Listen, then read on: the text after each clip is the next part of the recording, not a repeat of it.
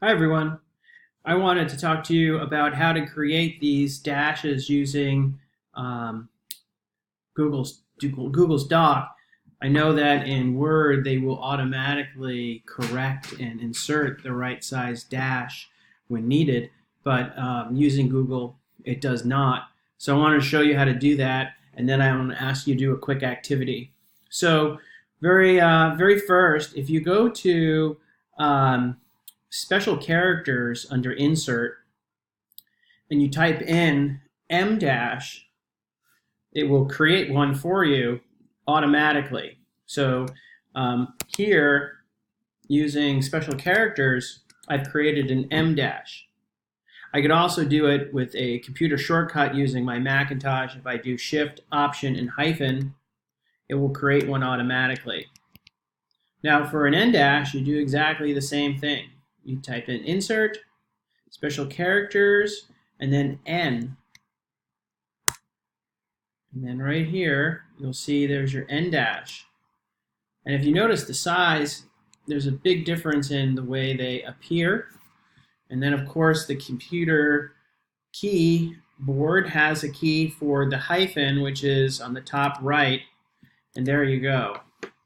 Now, back in the day, typesetters would find these different dashes by using a letter and looking for the specific letter for the width of them. So if they needed to use an M dash versus an N dash, or the very smallest dash, they would start using that as a frame of reference.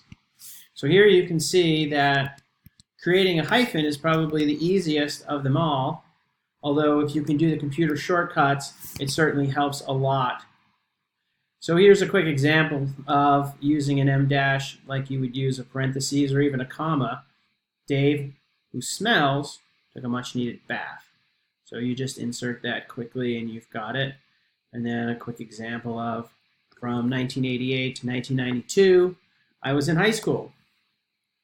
Okay, so I would like you to do a quick activity today, and then I'd like you to write about it quickly in your dashes module for our class.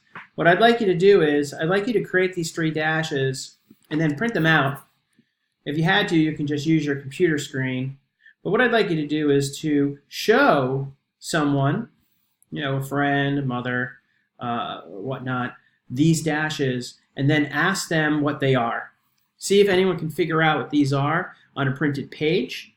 And then once they're confused, maybe give them a hint and say, oh, this one is a hyphen. So what do you think these other 2 are?